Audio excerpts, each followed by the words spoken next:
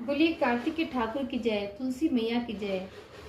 कथा सुनने से पहले गणेश जी महाराज जी का ध्यान करेंगे। बोलिए गणेश जी महाराज की जय।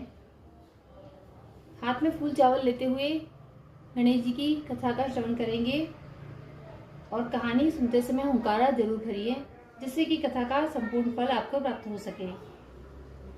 बोलिए गणेश जी महाराज की जय। एक बार एक बुढ़िया थी। वह मिट्टी के गणेश जी की पूजा किया करती थी। रोज बनाती थी, रोज गल जाते थे। एक दिन बुढ़िया ने देखा कि एक सेठ का मकान बन रहा है।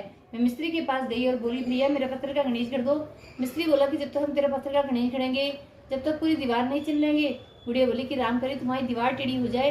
ऐसा कह के बुढ़िया चली गई। शाम को सेठ आए तो उसने पूछा कि आज कुछ भी काम नहीं किया। तो मिस्त्री बोला कि बुढ़िया आई थी, कह रही थी मेरा पत्थर का गणेश गढ़ दो। हमने नहीं गढ़ा तो कह गई तुम्हारी दीवार टेढ़ी हो जाए। तब से दीवार टेढ़ी हो जाती है, ढानी पड़ती है। सेठ ने बुढ़िया को बुलवाया और कहा कि हम तुम्हारे सोने के गणेश जी गढ़वा देंगे, तुम हमारी दीवार सीधी करा दो। सेठ ने बुढ़िया को सोने के गणेश जी गढ़वा दिए। उसकी दीवार सीधी हो गई। जैसे सेठ के बिगड़े काम सीधे करे, ऐसे हम सबके करना। कहते सुनते हुंकारा भरने वालों के करना। बोलिए गणेश जी महाराज की जय। कार्तिक महात्म 26वां अध्याय। नारद जी कहते हैं, इस प्रकार विष्णु पार्षदों के वचन सुनकर धर्मदत्त को बड़ा आश्चर्य हुआ।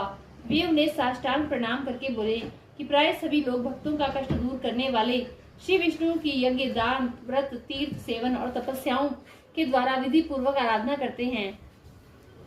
उन समस्त साधनों में कौन सा ऐसा साधन है जो श्री विष्णु को प्रीतिकारक तथा उनके सामीप्य की प्राप्ति कराने वाला है? किस साधन का अनुष्ठान करने से उपर्युक्त सभी साधनों का अनुष्ठान स्वतः ही हो जाता है? दोनों पार्षदों ने कहा कि ब्राह्मण, तुमने बहुत उत्तम बात पूछी है। अब एकाग्रचित्त होकर सुनो कि हम इतिहास सहित प्राचीन वृत्तांत का वर्णन करते हैं। पहले कांचीपुरी में चोल नामक एक चक्रवर्ती राजा हो गए हैं। राजा चोल जब इस भूमंडल का शासन करते थे उस समय कोई भी मनुष्य दरिद्र दुखी नहीं था। उन्होंने इतने यज्ञ किए थे कि जिनकी कोई गणना नहीं हो सकती। एक समय की बात है, राजा चोल अनंत शयन नामक तीर्थ में गए। वहां जगदीश्वर श्री विष्णु योग निद्रा का आश्रय लेकर सो रहे थे। वहां लक्ष्मी रमण भगवान श्री विष्णु के दिव्य विग्रह की राजा ने विधि पूर्वक पूजा की। मणि, मोती तथा स्वर्ण के बने हुए सुंदर फूलों से पूजन किया। उन्होंने भगवान को साष्टांग प्रणाम किया।